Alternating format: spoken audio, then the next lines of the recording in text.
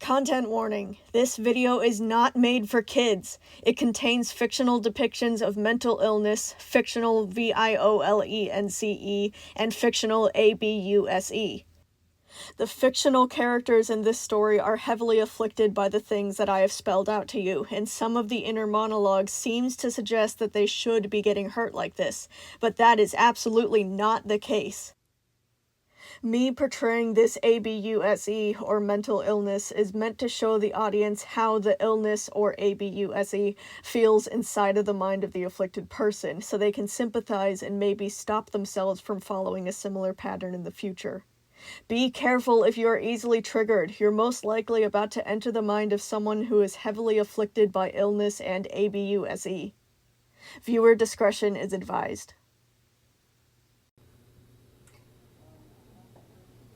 For the first time in his life, Gregory's mother seemed to be in a good mood. The fact that they were currently sitting inside of a hospital made this event even more bizarre. Normally, his mother hated hospitals. She would always fidget and look over her shoulder, keeping a hand on Gregory's back to direct him to the right rooms, her intense stare demanding that he be good and choose his words carefully. But today, she hardly cared about being cautious. The second hand on the clock ticked its way through its never-ending cycle, counting down every single moment he spent alone with his mother.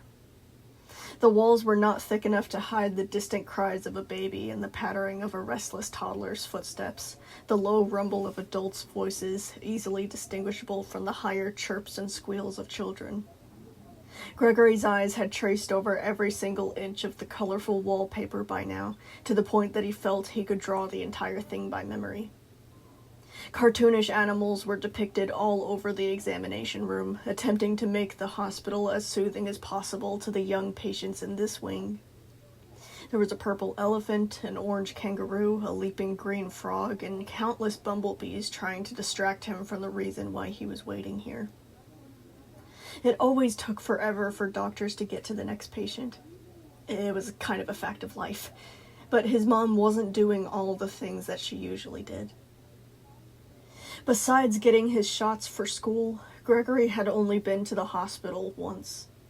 His mother had used their waiting time in the examination room drilling into his head that he needed to tell the doctor that the reason his wrist was broken was because he rolled off his bed in his sleep and hit a nearby bedstand. She had just repeated that story over and over, forcing him to say it back to her. "You rolled off the bed. I rolled off the bed." But right now, she couldn't be farther from that. His mother's legs were swinging off of the side of the bed like a little kid, the waxy paper of the examination table crinkling with every movement. She rocked back and forth, her sweaty palm placed nonchalantly on his knee, eyes fixated on the clock. It was obvious to Gregory what she was excited about, but even though that made him feel weird, he just tried to be glad that she was acting so out of character. Gregory found himself picking at the stitches along the side of his face. The progress had been so slow he hadn't quite registered it, but the tooth marks were finally starting to feel better. The last time he had looked in a mirror, the redness had gone down, the fiery pain replaced by a dull pinch that no longer needed the ointment to numb. Gregory was actually a little nervous about what he would look like once they were taken out. He didn't want to lie to himself and say that nobody would notice the scars that would undoubtedly be left behind. Would he have to be reminded of the Pizzaplex every time he glanced at his reflection? Would everyone be reminded of the Pizzaplex when they laid eyes on him? Even though the interviews were all over with, that didn't mean people didn't stare at him and point every time that he showed his face in public. Grown-ups always seemed to immediately recognize him and then make an effort to pretend that they hadn't seen him, going out of their way to bend their necks in an awkward position, pretending to be examining a street sign or adjusting their hair or digging for their keys in their purse. But children just stared. The neighbors' kids were especially guilty of that.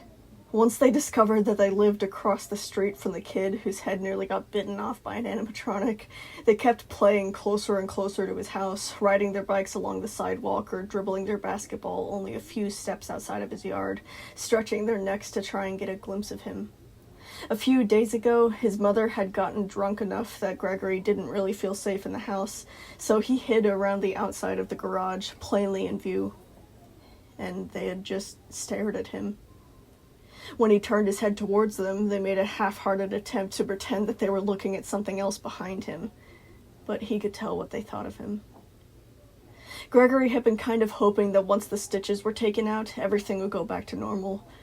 But as he ran his fingers over the prominent knobs and folds of his scalp, he was beginning to lose hope. The knock on the door made Gregory nearly jump out of his skin, arms flying out to balance himself so he didn't fall off the examination table. "Come in," his mother called. The door swung open, 2 doctors filing into the room and carefully easing the door closed behind them. Gregory straightened up, trying to bend his expression into something more natural, his fingernails picking at his knuckles as he kept his hands clasped on his lap. "Hello there, Gregory," the first doctor greeted him. "Ready to get your stitches out?" Gregory pursed his lips, nodding. The first doctor said, "I'm Dr. Rodriguez, and this is Dr. Adams." The 2 of them shook both his mother's hand and then Gregory's hand. "Adams is my student. He's going to be standing here to watch while I work, so he can learn how to do this for other kids," Rodriguez explained. "Is that all right, Gregory?" Gregory glanced to his mother, but she didn't seem to care, so he just nodded. "How long is this going to take?" his mother asked. "Oh, it'll be about 30 minutes at the most," Rodriguez said, setting down a wrapper on the nearby sink. "Don't worry, you'll be out of here in no time." Adams moved in closer to watch Rodriguez sort through the sharp tools that she had brought with her, taking 2 of them and thoroughly washing them. Gregory must have been making a face when Rodriguez turned around, because she told him gently, "It'll be all right, Gregory. This won't hurt at all." She showed him the 2 tools, saying, "I'm just going to be clipping through some of the knots with this and pull them out with this. It's going to feel a little weird, but it's not going to hurt, okay?" The tool in her left hand was some sort of silvery clipper, the other resembling a pair of tweezers. Even though he wanted neither of those things anywhere near his bite mark, he just nodded and closed his eyes, doing his best to keep still. He felt Rodriguez getting closer to him, carefully wiping the stitches on his scalp with a strong-smelling chemical that reminded him of getting a shot. His mother's hand was still on his leg to keep up the impression that she was comforting to him, but in actuality, he was terrified that any protest from him would ruin her mood. "So, which one of these animals is your favorite?" Rodriguez asked. The question caught him off guard, making him squint his eyes back open. "What?" "The animals on the wallpaper." Rodriguez waved a hand to the cartoonish drawings. "Which one of them is your favorite?" Gregory had absolutely not been prepared for a question like that, glancing around the room quickly. I don't know," he stammered. Oh no, was he doing something wrong? He didn't know there would be a test. He wanted to look at his mom to see what she thought, but Rodriguez was holding his head steady, getting the tools closer to his stitches. "Well, you've gotta have a favorite," Rodriguez went on, grinning as if she had conversations like this every day. "There's dolphins, alligators, there's even a big tiger over there. Personally, I really like the tiger." Rodriguez had already begun clipping at the stitches that had dug into his hairline. He got goosebumps to have that injury touched, but was distracted by trying to come up with an answer. "I like the tiger too," he said slowly. It seemed like a safe answer. "Oh, you like the tiger too?" Rodriguez continued, already beginning to pull with the tweezer. "What do you like about the tiger?" Gregory had absolutely no idea how to respond. He only picked the tiger because she liked the tiger, and the pulling on the stitches felt so weird. You could literally feel the wiry bits slithering through the tiny holes in his skin, plucked out of his scalp like a bird pulling a worm out of the soil. "It looks cool," Gregory answered uncertainly. "Oh, so do you like the stripes? You think the stripes look cool?" "Yes." "Me too. Okay, so what's your least favorite animal up there?" Gregory actually didn't need to make up this answer. "The mouse. I don't like mice." "Oh, why don't you like mice?" "They bite." Rodriguez somehow managed to carry the conversation through the entire procedure. She continued to ask him questions about the animals, asking him what he thought of the frog, the lizard, the butterfly, and pretty much every single animal that he knew of. It actually helped to pass the time as she worked away at the stitches, carefully prying out each one. It tickled a little for her to do the ones on his foot, his leg getting tired from holding it out while she worked away. He couldn't speak while she was doing the ones on his chin, but Rodriguez filled the silence by talking about her dog, Caleb, telling him all sorts of stories like how he barks at his own shadow and hates storms so much he tries to jump in her car and come to work with her when it rains. "Okay, we're all done," Dr. Rodriguez said, lifting the tools away and depositing the last stitch into a tray. "That feels much better now, doesn't it?" Gregory blinked a few times, surprised. He hadn't even realized that they had already made it through the last one. He touched the tooth marks just to be sure, no longer feeling the sharp points and jagged threads. "Do you want to see?" Rodriguez asked, holding out a small hand mirror to him. Gregory pulled his fists up closer to his chest, nervousness squirming inside of him. "It's all right. It looks like they healed up really good," she encouraged. His fingers quivered as he took the handle from her, slowly tilting the reflective surface until his image came into view. Gregory had been expecting something much worse, but that didn't exactly make the real thing perfect. His right ear was practically gone. It wasn't reasonable to expect it to grow back, but it still upset him to see the knotted, lumpy remains of an earlobe taking up the right side of his face. The scar tissue on his chin, the tooth marks that had come from Bonnie's lower jaw, was bunched up and stringy in texture, only centimeters away from splitting his lip. The ones on his scalp, though, were an eyesore. They tore a trench up through his hairline, making it look almost like he was balding.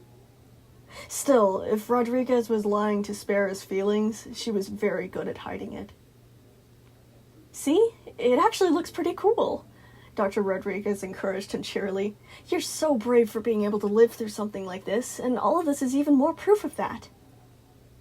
His thoughts caught on her words, a little confused. His heart lifted slightly. He hadn't really thought of it that way. Those few moments were brief, though. Now that they were done, his mother got up and started to rush their way out of the hospital, only stopping long enough for Gregory to pick a piece of candy out of the bowl that the doctors offered him for being good. He was probably supposed to be alert while following his mother through the parking lot, but Gregory couldn't take his eyes off of the piece of candy he had gotten. It had been the biggest one that he could find, a deep blue lollipop that was 1.5 inches wide, covered in twirling wrapper that marked it as Tropical Berry Blast. He prodded around through his memories, but could not find a single instance where he had actually gotten to eat a piece of candy before. If he had, he definitely would have remembered it. He wondered what it would taste like. Other kids always seemed super excited when they talked about candy. It must be really yummy. He held the lollipop against his chest, peeking up at his mother, worried that she would take it away.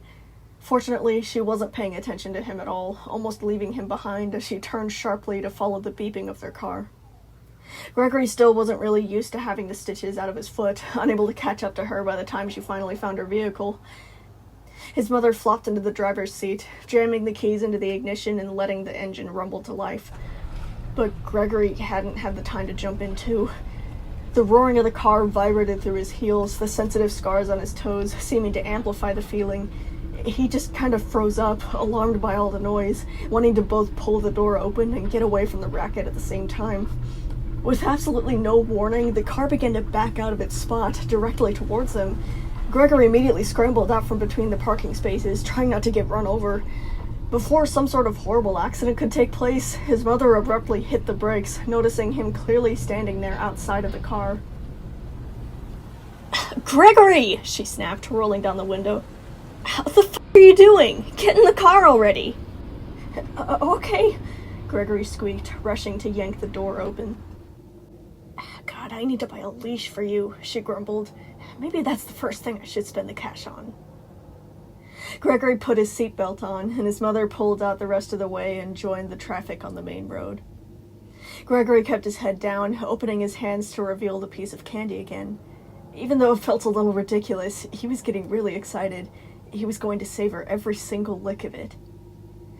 It was stupidly difficult to remove the wrapper, but once he got it, he was finally able to taste pure, unfiltered sugar for the first time. It was good. really, really good. The closest he had ever gotten to this was applesauce, but even applesauce was nowhere near being able to compete with a lollipop.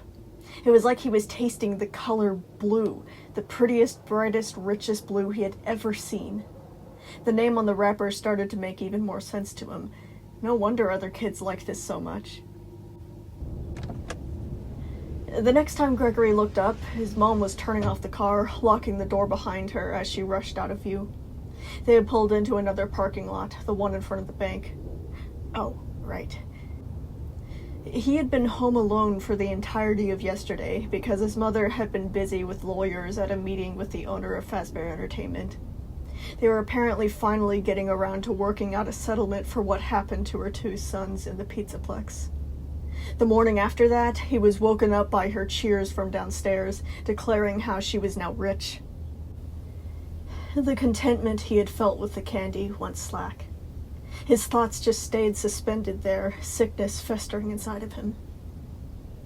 $30 million. All in exchange for James's life. Confusion tingled in him as that number floated in the forefront of his mind. He couldn't even count that high. Shouldn't he be happy? His mother would stop complaining about his hospital bills. She might stop complaining about him completely. It wouldn't matter how much money she wastes taking care of him, right? Maybe she would stop being so awful now that she could buy anything that she wanted. But all the money in the world would not buy James back.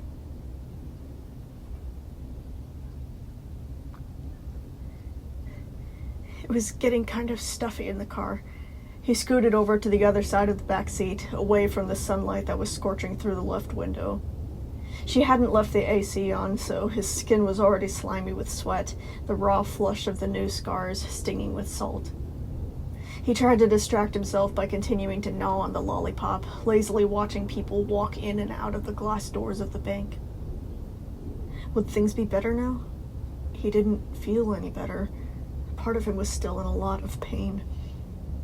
I don't want the money. I want my brother back. He took the lollipop out of his mouth, rubbing at his eyes. Crying would make the heat in here worse. The door was ripped open, startling Gregory into hitting his face on the window. His mother's gleeful laughter filled the car as she plunged into the driver's seat, twisting her body around to face him. 30 million! Can you believe that? I'm a millionaire! The car engine puttered to life again, and she settled properly into the driver's seat. Good news, Gregory! I no longer regret deciding to keep the two of you! Gregory tried to keep enjoying the lollipop, but his mother kept yammering on to nobody in particular the entire drive. I should have taken a picture yesterday. You should have seen the look on his face when I walked in. Hey, I can finally get rid of this stupid car. Get something nice that doesn't run like an inbred wheelbarrow. Oh, I bet I can get out of that rancid neighborhood too. Get a big new house on a lake somewhere quiet. Oh, I can't even imagine all the shit I'm going to get into with this. Definitely better stuff than all that cheap beer. I could eat something halfway decent tonight. You know what? I'm getting pizza. I've been craving some pizza lately. Pizza with all the toppings. With every suggestion, Gregory's heart sank lower and lower, turning the sugar on his tongue sour. A part of him wanted to be excited about all of this, but he just couldn't bring himself to. He found his fingers tracing over the lumps and ridges of his scars, the fluttering of insect wings teasing his eardrums. He wondered if his mother had the chance to go back in time, if she would even want to save James anymore. I could even get some drinks that don't taste like rat piss. I could get something really special for tonight. He was having a hard time believing that she wanted this any other way. The lollipop wasn't helping him feel better, so he put it back in the wrapper to save for later. Gregory just stayed hunkered in the back seat, hoping that she would forget about him in her excitement. She made 2 more stops before returning home. The first stop, she returned to the car and began to load drinks of every brand he had ever seen into the trunk. The second, she threw 2 flat cardboard boxes into the passenger seat. Pizza. The smell hit him like a school bus. He'd been so unprepared, so unequipped, it took effort not to wail in fear. He snapped his hands over his face, plugging his nose and clamping his mouth shut. He curled until his forehead touched his knees, the rumbling of the car engine now distant and unimportant. He thought it had been bad at the interview, but this was so much more potent, so much closer, creeping closer and closer, but behind you, they're right behind you, run! He felt so silly for it, but the hungry look in Chica's eye materialized out of nowhere, making him recoil. He opened his eyes, needing assurance that she wasn't actually there, expecting to see her candle-orange eyes glowing in the dark. 2 amber lights, right outside the car window. His lungs folded as they tried to suck in another breath, but he did not allow them to. Wait, no, it wasn't her eyes. They were passing street lamps. Twilight had overcome the world. Everything dipped into dark blue hues, shades that were now countered by the streetlights lining the road. He had to take in another breath. His chest was burning already, but he didn't want to smell it again. He knew he was being dumb. He knew that Chica didn't have the chip anymore, but that did not matter. Run, run, hide! Something began to scream at him. Listen for her, listen, she's coming, she's coming, she's coming, she can hear you! Gregory had absolutely no idea what to do. He was going to pass out if he didn't breathe soon, but his throat just would not open. If you breathe, you make noise, and if you make noise, you die. That mantra was being reflected on the rest of his body. He was completely frozen in his curled position, the awkward angle of his neck and back held in place, not even daring to blink. Once things began to go dark, his lungs forced him to take in a breath. More of the smell. Greasy sauce, dripping strings of melted cheese, crunchy crusts. It was awful. It was so awful. How was he going to survive the drive back? They had miles before they made it back to their house. Gregory held his breath again, still staying in the same position, his pulse thundering in his ears. Of course, it wasn't just Chica. The smell of pizza had been spilled over every square inch of the pizzaplex. It was there with him the entire night, up until they got to the storage room with Bonnie. He knew it was stupid, he knew that he wasn't really back there, but he stayed as motionless as a fawn waiting for its mother the entire way home. Pain leaked through his rigid muscles, but that was entirely disregarded. It did not matter. If you move, if you shift even an inch in either direction, you will die. He took in a breath, held it, stayed still, stayed quiet. Then exhaled, taking in another breath, repeating the process with another hold. Even when the car pulled into the garage, he did not move. Only when his mother carried the pizza boxes to the house did Gregory even consider correcting his position. The smell faded a bit, but it wasn't entirely gone.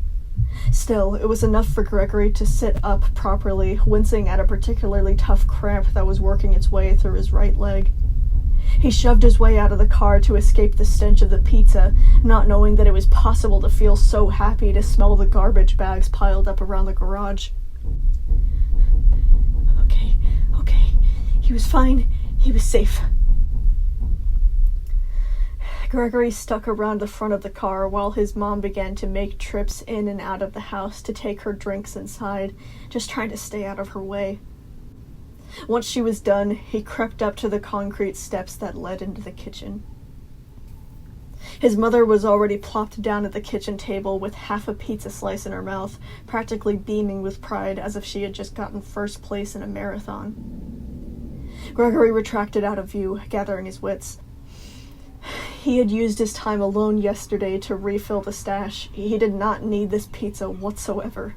Besides, he was sure that even if he did try to force it down, he would just end up throwing it back up, and that would probably make his mom upset with him all over again.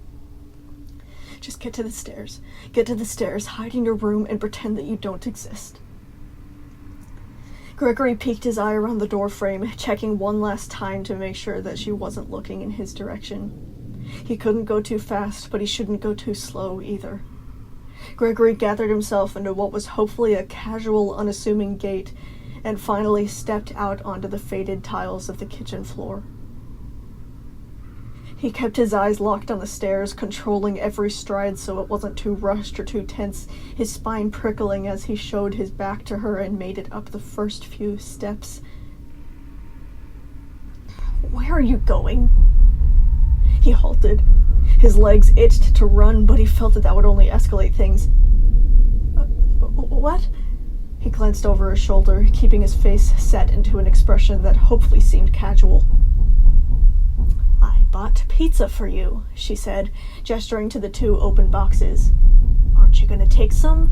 You're hungry, right?" There was something extra behind her features, a narrowing suspicion. But one look at the pizza immediately made him say, "No, I'm fine. I'm just tired. I want to go to bed." He turned and escaped up onto the second floor, feeling her gaze flaming on his back until he shut the door behind him. He stood there in his room, hands still trailing down from the door handle, the image of her expression lingering in his mind. She didn't care if he was hungry. He already knew that. She was asking that because of something else. He found himself staring at his closet. It was still sealed shut, just like how he had left it. Gregory approached it, hesitating as he put his hand on the flaky, painted wood. "Don't," something inside of him whispered. "What if she knows?" He ran over what she had said. Maybe she had noticed that the pizza was bothering him. Maybe that was what she was suspicious about. He wouldn't be able to get any sleep if he skipped dinner, and after the episode in the car, he needed every ounce of help that he could get to make it through the night. Gregory pulled the closet door open, the hinges squealing in a way that made it feel like splinters were being driven beneath his fingernails. He paused again, listening. He wasn't sure if there were any changes downstairs. "Just do it quickly. She's probably already forgotten about you anyway." He had to feel his way around for the next part. Night had officially fallen, and anything beyond the windows was completely shrouded in pitch blackness. His fingers found the rough edge of the cardboard box, pulling it out from beneath the shelf. He reached in the space behind it, feeling plastic wrappers and metal cylinders. He dragged a packet of noodles into the moonlight, but just as he began to tear it open, the door to his room burst open with enough force that the handle arched and dented the wall.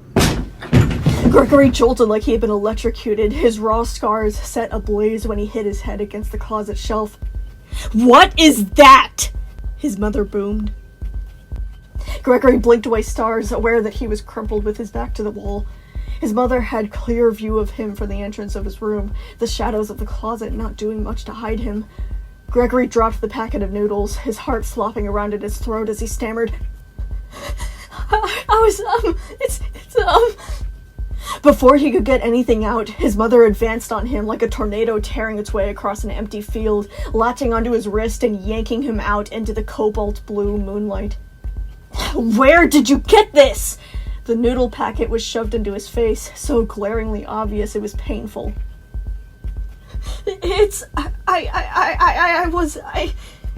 Meaningless sounds continued to spill out of his mouth, the panic rising as he took in the outrage contorting his mother's features.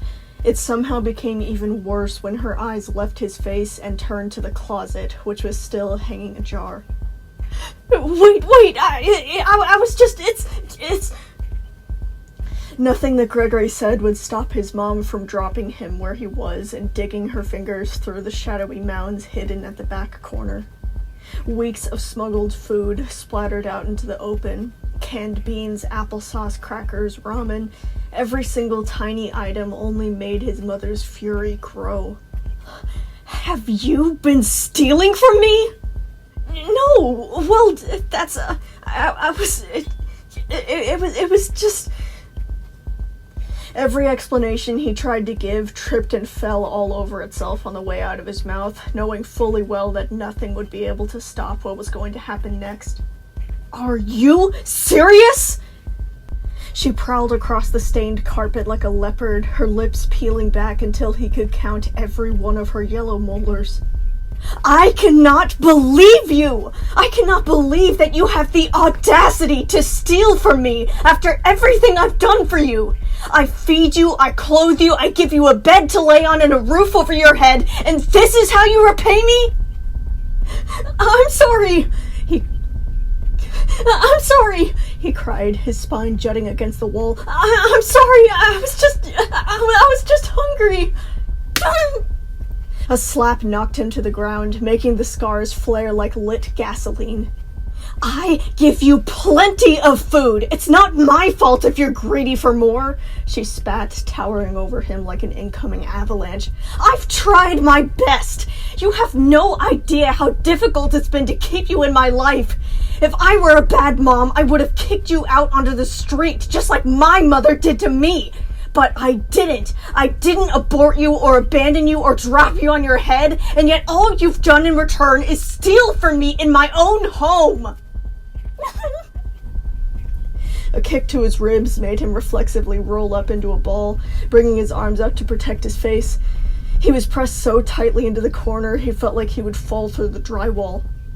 Look at me! She demanded. He didn't. He couldn't bear to. Next thing he knew, agony split through his skull as she jabbed her fingernails into what remained of his right ear and wrenched him upwards so fast he thought his neck might break. Gregory screamed in pain, grabbing onto her wrist, trying to get her to let go of the sensitive point. Apologize! I'm sorry! Sorry for what? The pain in his shredded right ear increased as her nails sank deeper into his flesh. I'm sorry for stealing! Even when she let him free, the pain of his right ear did not fade. His elbows hit the floor, his legs pushing himself to slide further along the wall, trying to get away from his mother's presence.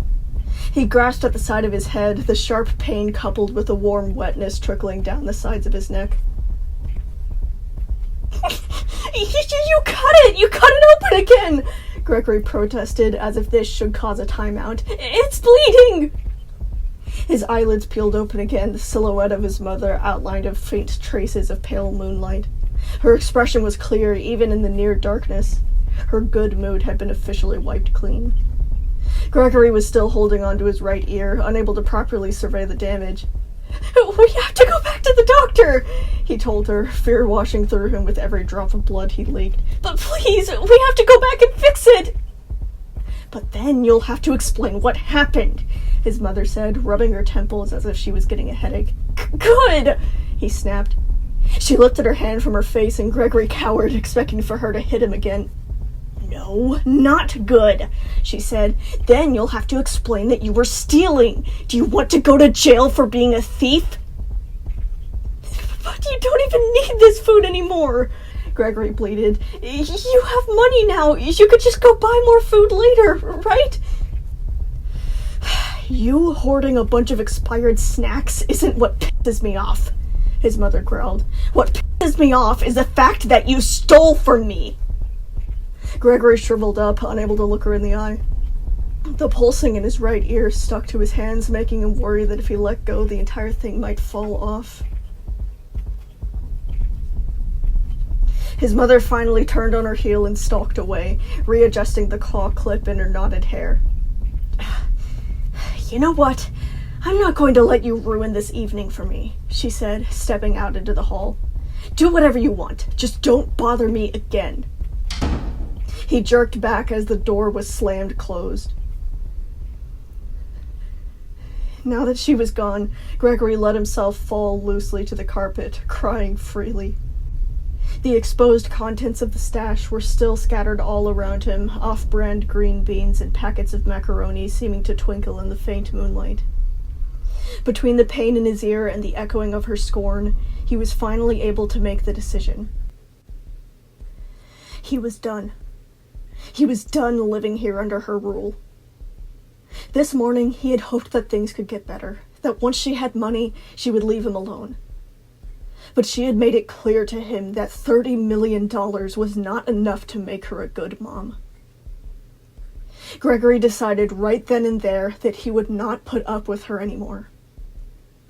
He was going to run away.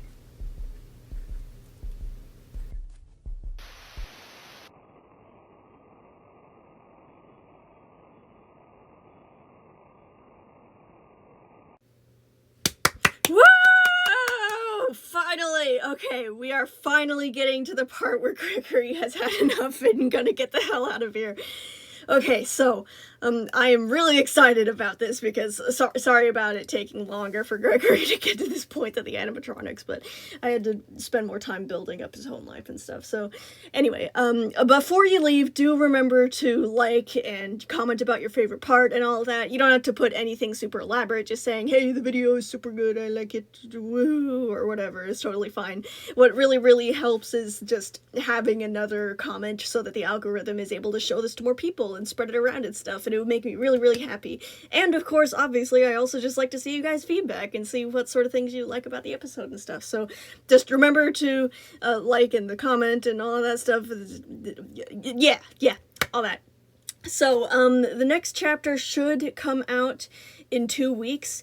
The only exception is if something crazy happens, because that has happened several times recently, but it should come out in 2 weeks, so look out for that. I'm actually getting close to the November 20th, which means that I'll be able to get monetized again. My sentence in demonetization jail is almost over, and I'll be able to finally get back to actually getting money in exchange for this, so I'm excited for that.